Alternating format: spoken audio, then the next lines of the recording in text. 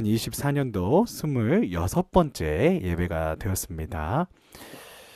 김민희 집사님 권사 광고는 또 하면 혼날 것 같아서 잠깐 뺐다가 나중에 가까우면 한 번 더 하도록 하겠습니다.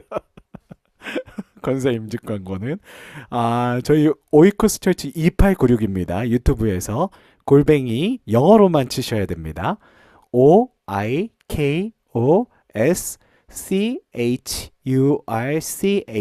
2896을 검색하시면 저희 오이코스 철치 유튜브 채널을 바로 구독하시고 또 여러 가지 그 컨텐츠들을 보실 수 있으니까요. 지인들에게 많이 알려주시고 저희 예배를 세계 만방에 알려주시면 진심으로 감사드리겠습니다. 오늘 계속해서 우리 최학선 목사님께서 요한계시록 4번째 시리즈로 21장 말씀을 가지고서 이렇게 말씀 전하실 거고요. 그에 맞춰서 저희가 마라나타라고 하는 찬양을 배우면서 함께 찬양할 수 있는 귀한 은혜의 시간이 되어지길 간절히 소망합니다. 잠깐만 음향을 점검하고 찬양하는 시간으로 나가도록 하겠습니다. 자, 함께 찬양하겠습니다. 다시 오실 주님을 우리들이 기대하면서 주님께서 다시 오실 그 길을 예비하는 자들이 되길 소원합니다. 요한계시록의 말씀 그대로 우리들이 다시 오실 주님을 기대하면서 주님 나라 그 영광을 위해서 살아가는 우리 모두가 되게 하여 주시옵소서. 함께 찬양하겠습니다.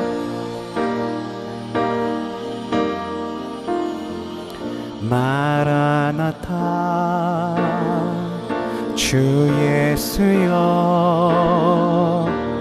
어서 오시옵소서.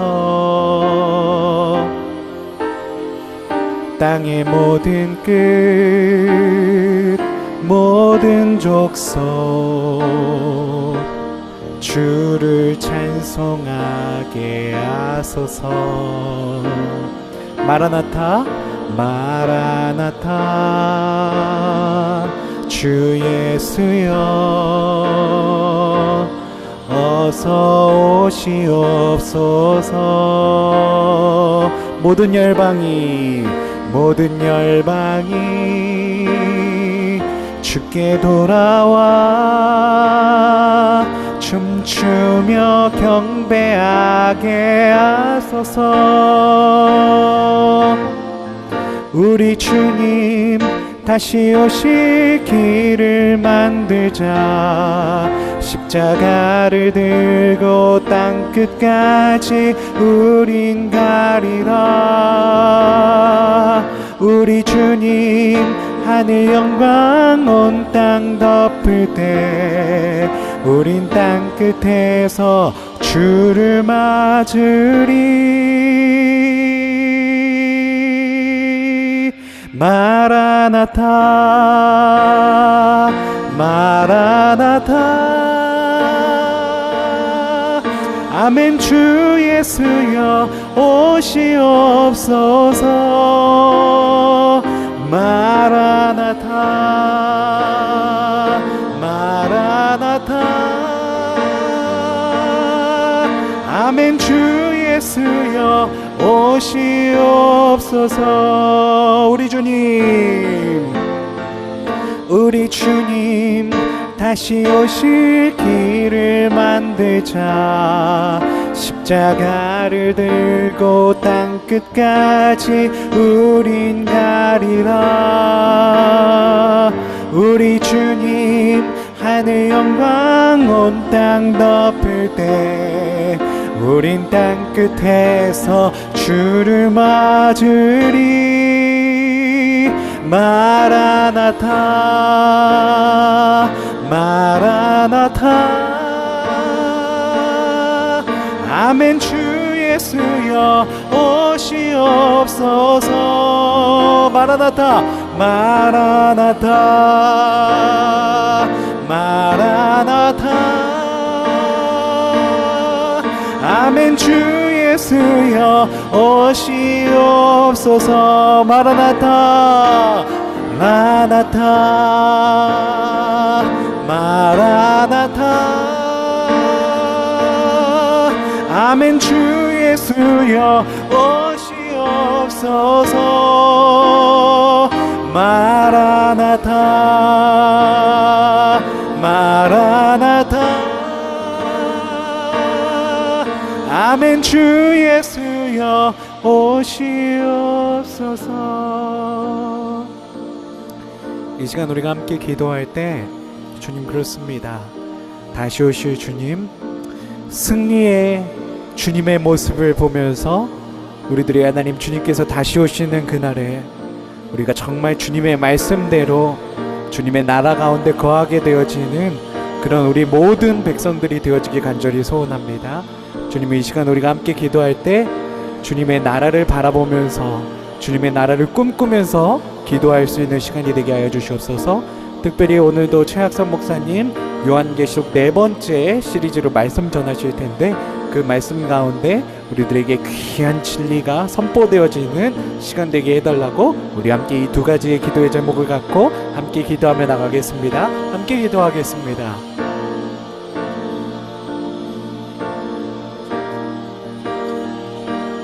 주님께서 다시 오시는 그 길을 하나님 준비하시고 승리의 주님을 하나님 우리들이 바라볼 수 있는 시간이 되게 하여 주시옵소서. 주님 나라 영광을 위해서 하나님 거룩하게 살아가는 우리 모두의 삶이 되도록 하나님 우리들을 이끌어 주시옵소서. 주여 간절히 소망합니다. 주님 나라 영광 위해서 살아가는 우리 모두의 삶이 되도록 아버지 축복하여 주시옵고, 특별히 하나님 오늘 우리 최학선 목사님 요한계시록 4번째 하나님 시리즈로 말씀 전하실 때 아버지 그 말씀 가운데 하나님 새하늘 새 땅이 선포되어지는 귀한 은혜의 시간이 되게 하시고 주님 나라와 영광 위해서 살아가기를 결단하는 귀한 은혜의 시간이 되게 하여 주시옵소서. 마라나타 마라나타. 아멘. 주 예수여 오시옵소서. 마라나타 마라나타. 아멘. 주 예수여 오시옵소서. 아멘. 계속해서 주님만을 바라보며 다시 오실 주님을 우리들 끝까지 바라보면서 승리할 수 있는 우리 모두의 삶이 되어지길 간절히 소망합니다. 아멘. 오늘 하나님께서 우리에게 주시는 말씀 요한계시록 21장 1절에서 4절에 읽는 말씀입니다. 또 내가 새 하늘과 새 땅을 보니 처음 하늘과 처음 땅이 없어졌고 바다도 다시 있지 않더라. 또 내가 보매 거룩한 성 새 예루살렘이 하나님께로부터 하늘에서 내려오니 그 준비한 것이 신부가 남편을 위하여 단장한 것 같더라. 내가 들으니 보좌에서 큰 음성이 나서 이르되 보라 하나님의 장막이 사람들과 함께 있음에 하나님이 그들과 함께 계시리니 그들은 하나님의 백성이 되고 하나님은 친히 그들과 함께 계셔서 모든 눈물을 그 눈에서 닦아주시니 다시는 사망이 없고 애통하는 것이나 곡하는 것이나 아픈 것이 다시 있지 아니하리니 처음 것들이 다 지나갔음이러라. 아멘. 요한계시록 4번째 시리즈로 우리 최학선 목사님 말씀 전하실 때 큰 은혜 받으시는 시간 되시길 간절히 축복합니다. 아멘. 한 주일 동안 모두 평안들을 하셨습니까? 날씨가 세계적으로 점점 더워지고 또 지구의 모든 곳에 기후의 변화로 세계가 고통 중에 있는데 특별히 우리 한국에도 비가 많이 와서 여러 곳에 어려움이 있다고 하는데 우리 한국에 계신 우리 사랑하는 우리 모든 분들에게 정말 손해가 없도록 하나님의 축복이 함께하기를 기도하겠습니다. 그동안 우리는 오늘까지 4번에 걸쳐서 요한계시록의 개요와 연구, 이 요한계시록을 읽을 때 우리가 기억해야 될 사항들을 조금 살펴봤습니다. 그래서 오늘은 본문에 들어가기 전에 마지막으로 그러면은 계시록을 우리가 어떻게 읽을 것인가와 계시록의 근간, 즉 뼈대가 무엇인가, 다시 말하면 중요점이 무언가를 한번 보고 다섯 번째부터는 실질적으로 본문에 들어가서 우리가 한번 모든 문장을 살펴보기를 원합니다. 어, 첫 번째로 계시록을 그러면 우리는 어떻게 읽을 것인가? 어,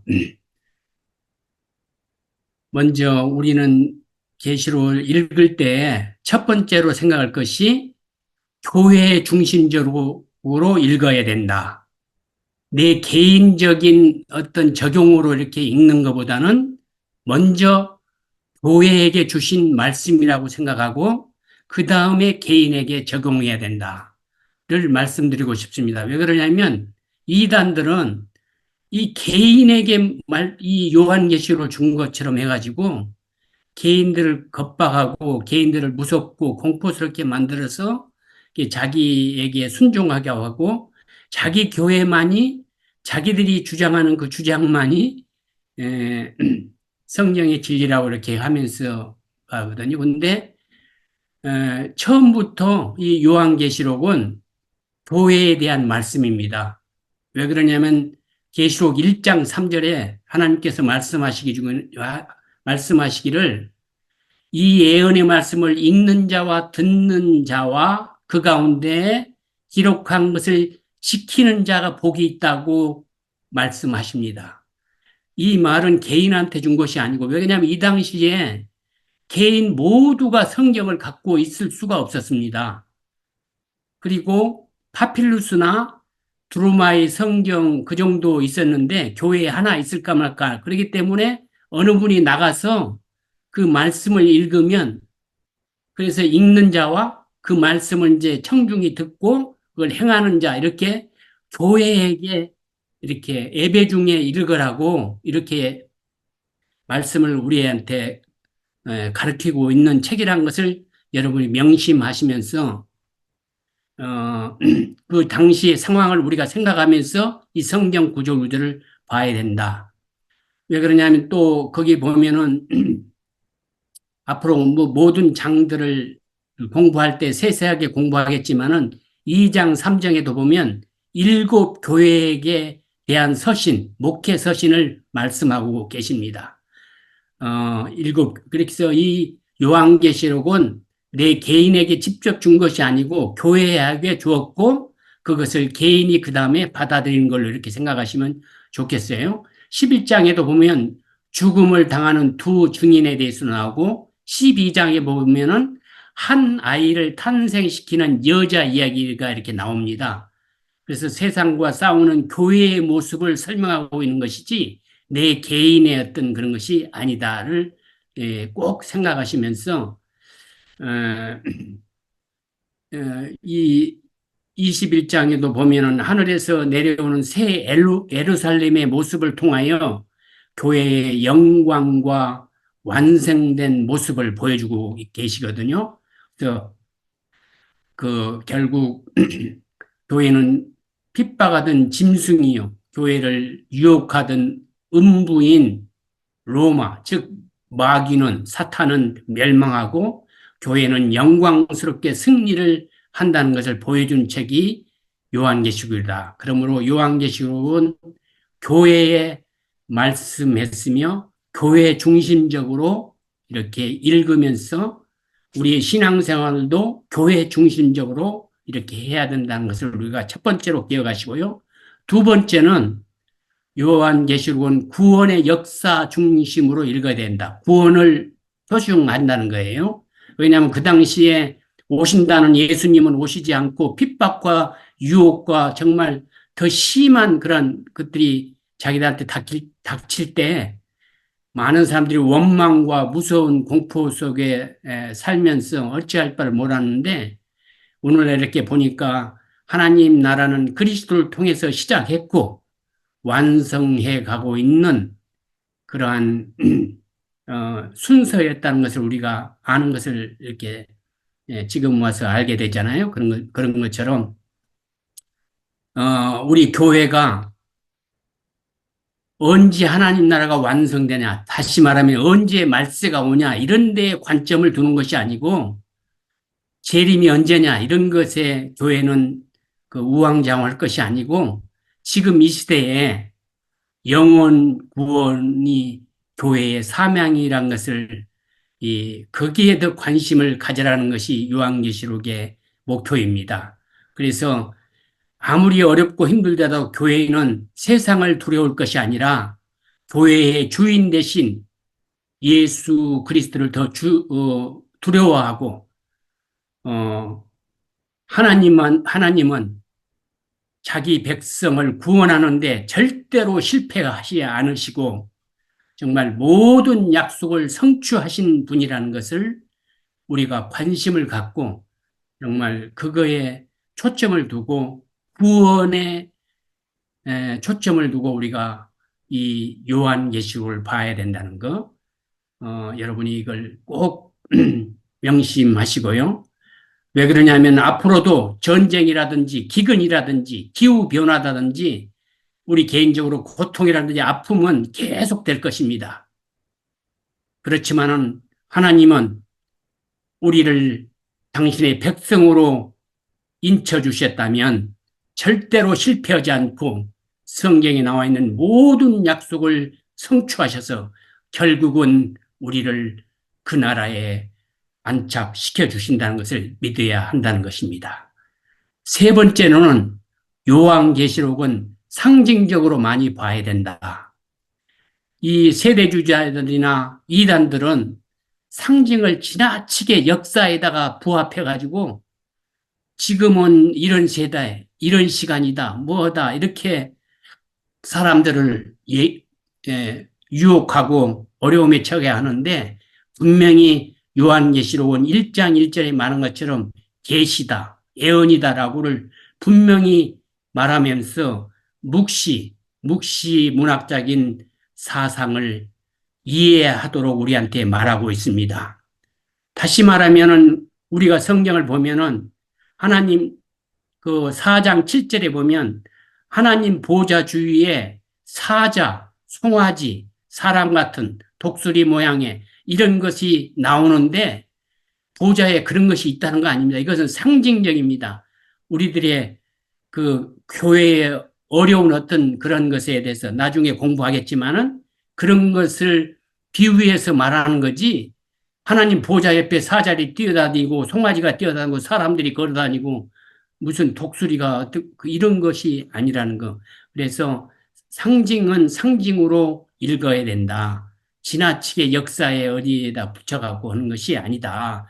이런 것을 분명히 아시고 여러분이 읽으셔야 된다. 왜냐면은 또 보면은 죽음을 당한 두 증인이라든가 바다에서 올라오는 짐승, 붉은 짐승 위에 앉아있는 음녀, 다 상징적인 것입니다. 그래서, 앞으로 여러분과 제가 상징에 대해서 많이 알아보겠지만은 상징은 상징으로 봐야 된다는 것과 마지막으로 네 번째는 요한계시록 읽을 때 아무리 요한계시록이 마지막에 기록되어 있고 계시의 종결성을 강조한다 할지라도 계시록의 종말로 오는 복음서나 주님이 말씀하신 것이나 사도들이 이미 증거한 것들을 균형과 조화를 이루어야지 계시록만이 뭐 특별하다라고 막 얘기하면서 이러한 주장에 여러분이 현혹되지 마시기를 바랍니다. 그래서 성경 전체가 균형과 조화, 하나님의 말씀인 것을 알고 지나치게 요한계시록에 너무 주장한다든지 이렇게 하는 것은 옳지 않다는 것을 여러분에게 말씀드립니다. 그래서 이 네 가지 사상을 갖고 요한계시록을 여러분과 제가 보기를 원합니다. 두 번째는 요한계시록의 뼈대, 다시 말하면 중심 사상, 중요점이 뭔가 하면은 요한계시록을 통해서 교회를 알아야 됩니다. 하나님께서는 마지막 때에는 교회를 사랑하셔서 교회로 하여금 일하게 만듭니다. 그래서 교회의 모습을 7교회를 통해서 우리가 보게 될 텐데 그 모든 교회들이 다 잘하는 거 아니에요. 다 또 못하는 것도 아니고 장단점이 있는 거. 그래서 교회의 역할이 뭔가, 하나님이 교회에 기대하는 것이 무언가를 우리가 이 요한계시록을 통해서 봐야 되고요. 두 번째는 어쩌면 첫 번째일지도 모르는데 요한계시록을 통해서 요한계시록의 저자가 누구인가, 성경의 저자가 누구인가, 지금 세상을 움직이는 통치자가 누구인가를 봐야 된다. 이 예수 그리스도라고 얘기합니다. 저자가, 모든 성경의 주제는 예수 그리스도라는 것을 우리가 느껴야 됩니다. 그 다음에 세 번째 마지막 것이 성경의 가장 중요한 사상이 세븐, 일곱입니다.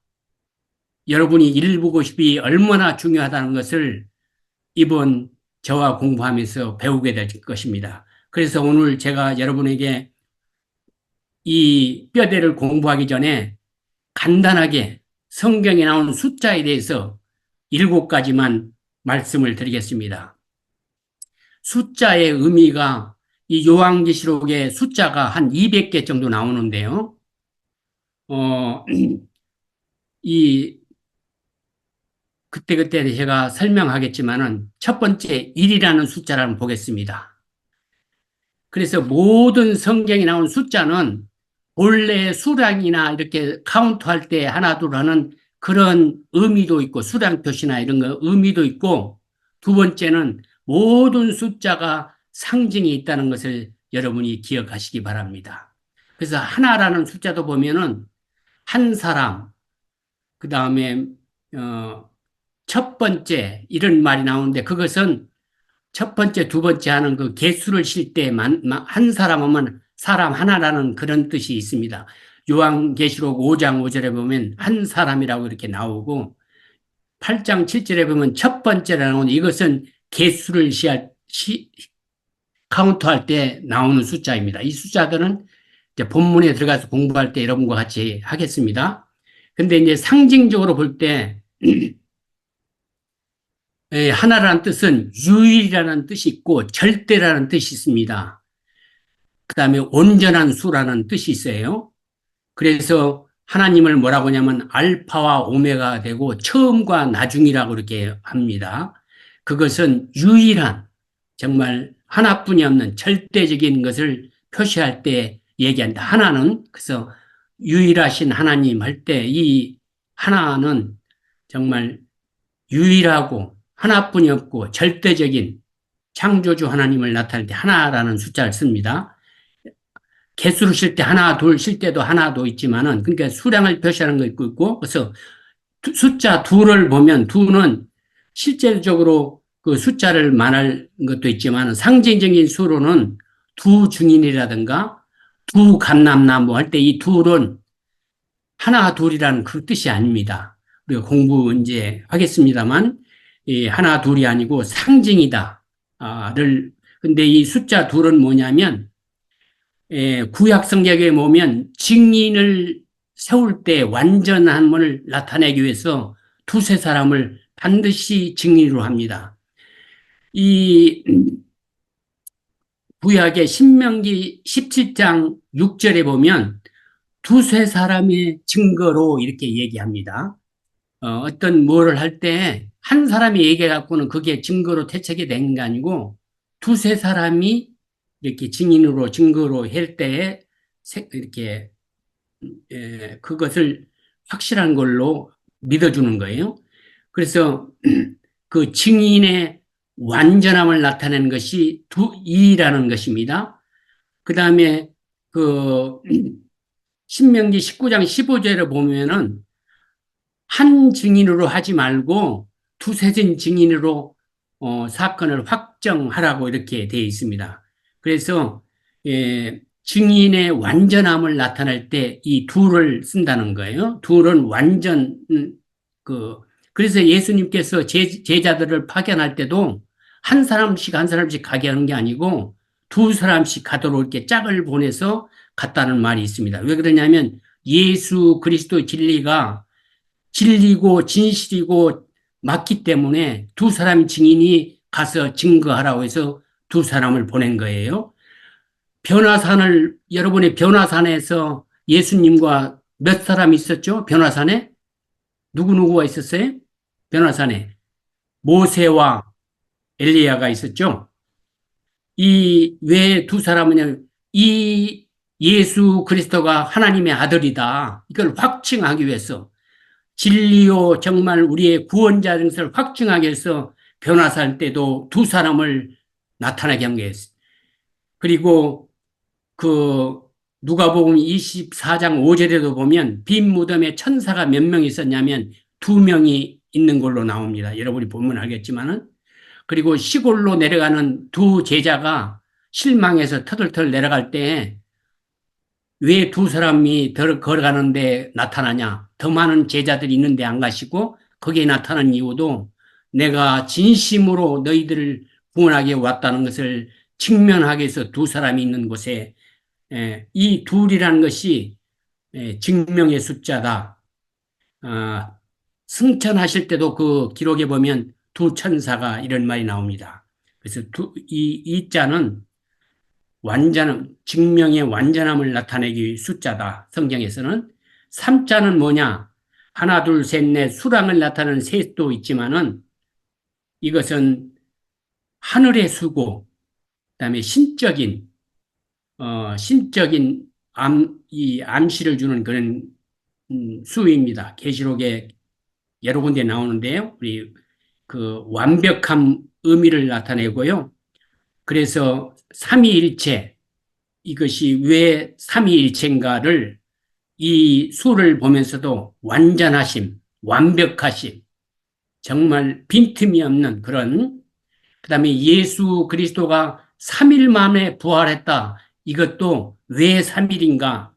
인류를 위한 하나님의 구원의 계획을 완벽하게 아주 완성의 의미로 3일 만에 부활을 하시는 것입니다. 그래서 여러분과 제가 죄와 죽음에 대한 완벽한 승리의 완성을 보여주기 위해서 3일 만에 부활하셨다는 그 수도 생각하시면서 삼위일체 이런 것들을 잘 기억하시기 바랍니다. 숫자 4는 어떤 것이냐? 수량을 나타내는 데도 쓰지만은 땅의 수입니다. 넷은 땅의 수예요. 가시적인 피조물을 상징하는 데 많이 쓰거든요. 그래서 땅의 네 모퉁이, 그다음에 땅의 사방의 바람을 붙잡고 이런 말이 요한계시록에 많이 나오는데 이것은 땅의 세계적인 보편적인 범주를 가리키는 데 사용한다. 그래서 이 표현은 정말 그 출애굽기 19장 16절에 보면 딱 세계적인 보편적인 범주를 가리키는데 번개와 음성과 우레가 최후의 심판에 나타난다고 그랬는데 요한계시록에 4번 나옵니다. 이 4라는 숫자가 그건데 이 번개와 음성과 우레와 같은 소리가 4번 나오는데 4장 5절, 8장 5절, 11장 19절, 16장 18절에 나오게 되는데 그때 이 사에 대해서 우리가 함께 연구하게 될 것입니다. 구약 성경과 유대교 그 문헌에 보면은 이 넷이 온전함의 표현이라고 되어 있습니다. 그래서 창세기 2장 10절에서 14절에 보면 네 강에 대해서 나와요. 유프라테스 강, 티그리스 강, 뭐 네 강이 나오는데 그것은 피조 세계 전체를 얘기하는 거지 꼭 네 개만 이렇게 하지 않는다. 그래서 광야에서 이스라엘 백성들이 그 네 집단으로 나눴다는데 이것은 여기서도 네가 하나, 둘 이렇게 그런 넷보다는 네 방향, 이 동서, 남, 북 이것을 가리키는 전체적인 것을 묘사한다.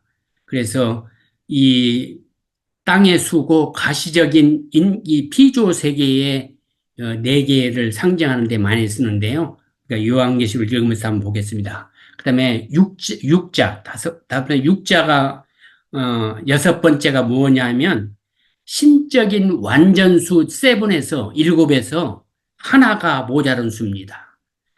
그래서 사탄을 우리가 이길 수 없는 것은 성령이 임하지 않으면 절대 이길 수 없는 것이 뭐냐면 사탄은 우리의 영혼을 하늘나라까지 인도하는 그거까지는 못하고 그 외까지는 다 할 수 있는 하나 모자란 수예요. 그러니까 얼마나 영리하고 얼마나 교활하고 우리가 속기 좋은 그런지 모릅니다.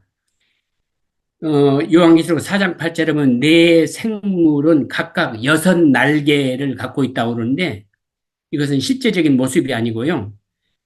그 이사야 6장 2절에 보면은 두 날개로는 얼굴을 가리고 그다음에 두 날개로는 발을 가리고 두 개는 날아간다고 돼 있어요. 이 말은 무슨 말이냐? 이 마귀는 얼굴과 팔을 자기가 하고 다니는 일들을 다 감추면서 하는 그런 존재예요. 이 육이라는 것은 진짜로 괴물이고 사탄이고 마귀고 귀신입니다. 예, 이 피조 세계를 말한다고 생각하면 됩니다. 그래서 여러분이 이 숫자 6에 대해서도 그렇게 아시고요. 이제 마지막으로 숫자 7, 일곱은 문자적으로 이렇게 일곱 교회라고 얘기할 때는 하나, 둘, 셋, 넷, 일곱 교회입니다. 그러나 어, 상징적으로 말할 때는 완전한 것, 충만한 것, 온전한 것을 얘기합니다. 그래서 일곱 영 하면은 일곱 개 영이 아니라 충만한 성령, 완전한, 온전한 성령님을 말할 때, 그래서 창조할 때 7일도 이렇게 개수로 일곱도 되지만 그 질 속에 세상을 완벽하게, 완전하게 만드신 하나님의 위대한 그 창조를 찬양하는 그런 것도 있다는 거. 충만한 그 하나님. 그래서 요한계시록은 7이 많이 나오는데요. 제일 처음부터 일곱 교회, 그 다음에 좀 넘겨가면은 4장부터 일곱 인, 그 다음에 일곱 나팔, 일곱 대접, 일곱 촛대, 일곱에 대해서 계속 나옵니다. 왜 그러냐? 하나님이 완벽하시고 완전하시고 충만하심을 우리한테 얘기하는 것입니다. 그런데 이 7 속에는 여러분 기억해야 할 것이 3과 4가 들어있습니다. 3이 뭐라고 그랬어요? 하나님, 하나님의 숫자, 온전함과 완벽하신 하나님, 그 정말 천지, 하늘과 땅의 합수인 3과 4가 있는 것이 7입니다. 그래서 이 신적인 세계의 한 세트, 또한 한 서클, 그래서 창조를 7일로 한 것이 한 서클입니다. 그래서 오늘은 7까지만 공부하는데 이 세븐에 대해서 오늘 뼈대의 세븐을 나중에 교회에 대해서 예수님에 대해서는 차츰 배우더라고. 오늘은 세븐이 어떤 의미가 있는가를 한번 생각해 보겠습니다. 계시록의 뼈대가 제가 일곱이라고 지금 일곱이 중심이라고 말씀을 드렸는데 어쩌면 성경 전체가 일곱이 중심인지도 모릅니다. 왜 그러냐면 창조 시초의 책이 창세기인데 거기에 보면 하나님에 대해서 얘기한다면 바로 창조 세계 1일 첫째 날, 둘째 날, 셋째 날 하면서 일곱째의 창조를 마치는 기사가 창세기에 나옵니다. 우리가 어느 분한테 편지를 보낼 때 제일 처음에다가 강조하고 그다음에 마지막에 한 번 더 강조하는 것처럼 아들에게 편지할 때로 이것을 성경에서 인클루저라고 하는데 둠이 머리에다가 그다음에 꼬리에다가 강조를 주는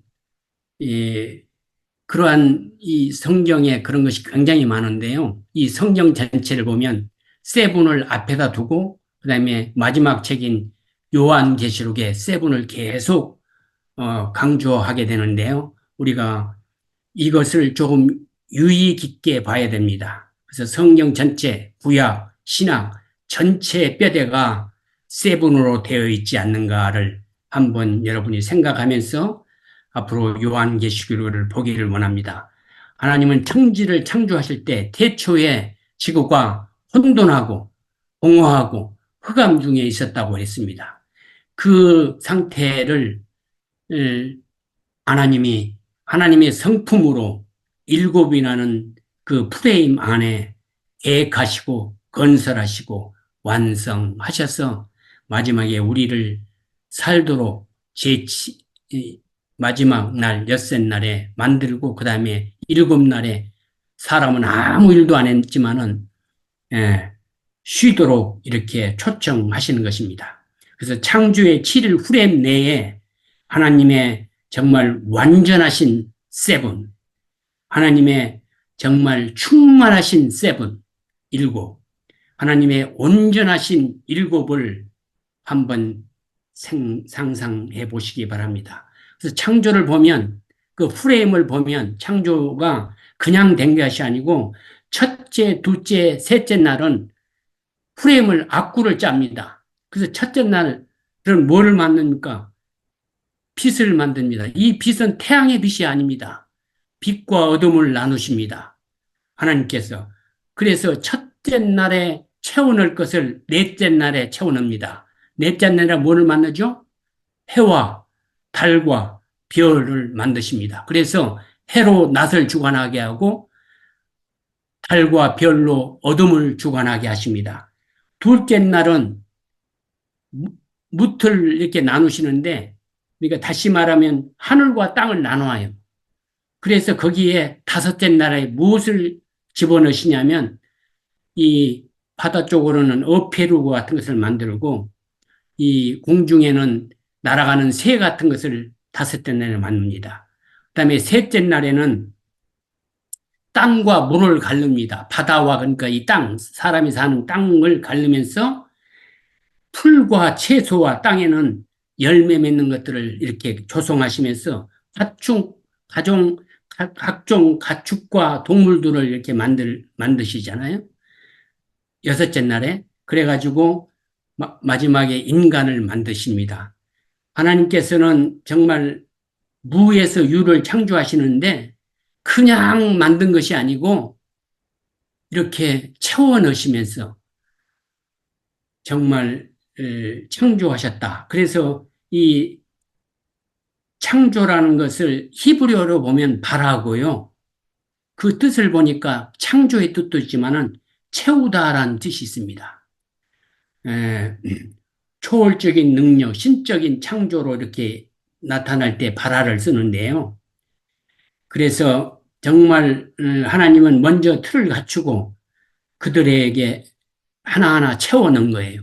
여러분이 풀 하나를 봐도 그냥 된 것이 아니고 잎사귀에서 햇빛을 쏘면은 현상이 일어나서 정말 영양분을 만들어서 뿌리에서 나오는 물하고 이 햇빛과 작용을 해서 그것이 이렇게 살아가고 더 자라게 이렇게 그다음에 열매 맺도록 이렇게 합니다. 우리 인간을 또 보는 그 해부학자들이나 이런 분들, 우리가 그런 분들을 통하지 않아도 정말 보면은 얼마나 기기묘묘하게 가득 채워놨는지 하나님의 숨소리와 그 능력을 정말 느끼지 않을 수 없을 정도로 하나님이 아무렇게나 정말 이 공간에 채우는 것이 아니고 그 자비롭고 하나님의 그 특성인 자비하시고 은혜롭고 노하기를 더디하시고 인자와 진실이 많으신 출애굽기 34장 6절에 있는 것처럼 하나님의 성품을 각각의 공간에다가 채워 넣으셨다는 것입니다. 그리고 모든 창조를 마치신 후에 완성된 그 모든 공간을 통치하시면서 우리에게 그것을 다스리도록 명령해 주신 분이 하나님이십니다. 그리고 7일째 되는 날 안식으로서 모든 것의 마지막인 피어리드, 마침표를 찍으신 것입니다. 정말 이 귀중한 마침표가 요한계시록에 있다는 것을 여러분이 생각하시면서 기도하면서 공부하시기 바랍니다. 다시 말해서 이 7은, 7은 우리에게 하나님의 창조와 하나님이 다스리는 나라와 목적과 이유에 대해서 말씀하시면서 그 필요한 마침표를 이 요한계시록에서 찍으신다고 표현하고 계십니다. 구약에서는 이것을 안식으로 표현했는데요.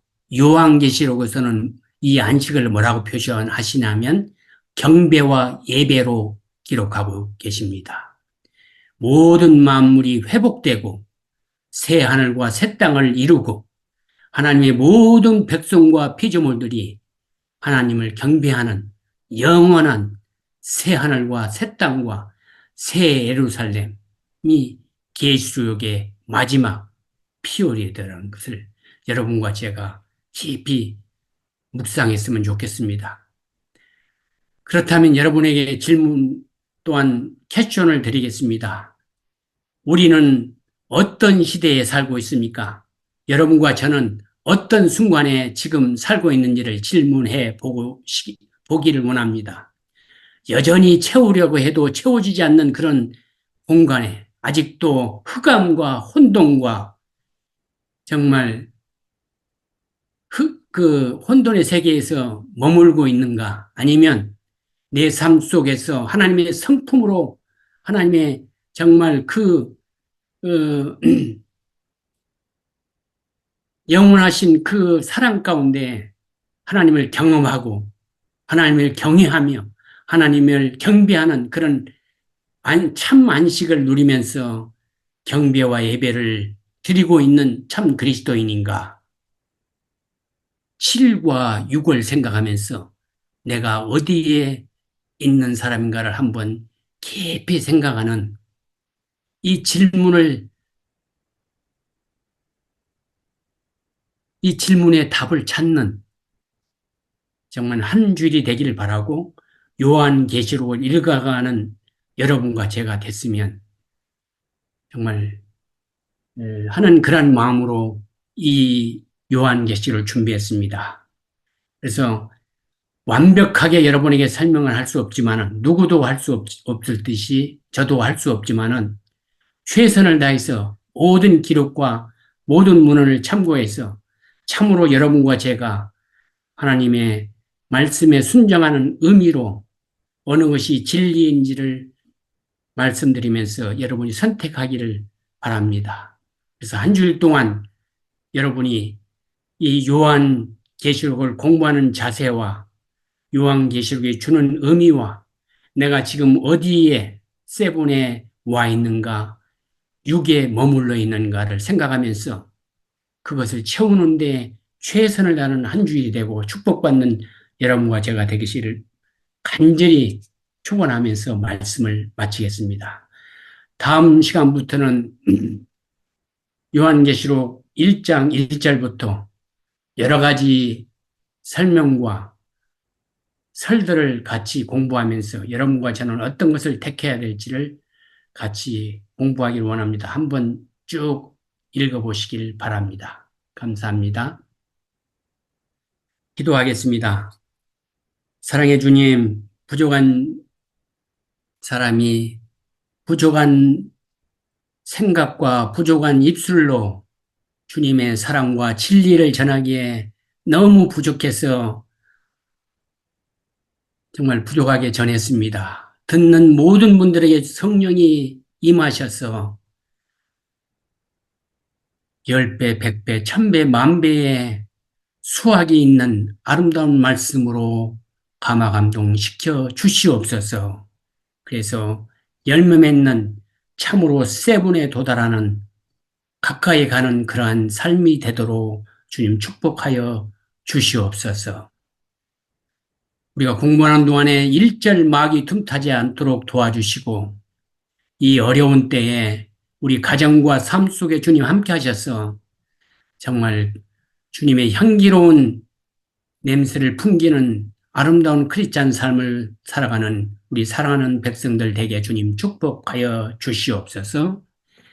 이제는 창조주 되신 아버지 하나님의 성호와 우리의 죄를 위해서 십자가에서 고난당하신 우리 주 예수 그리스도의 성화와 오늘 이 시간까지도 성도의 삶을 살아갈 수 있도록 감화 감동 인도하신 성령 하나님의 성으로 이 예배에 직접 간접으로 참석한 당신의 사랑하는 백성들 머리 위와 삶 속에 영원히 함께 하시기를 간절히 축원하옵나이다.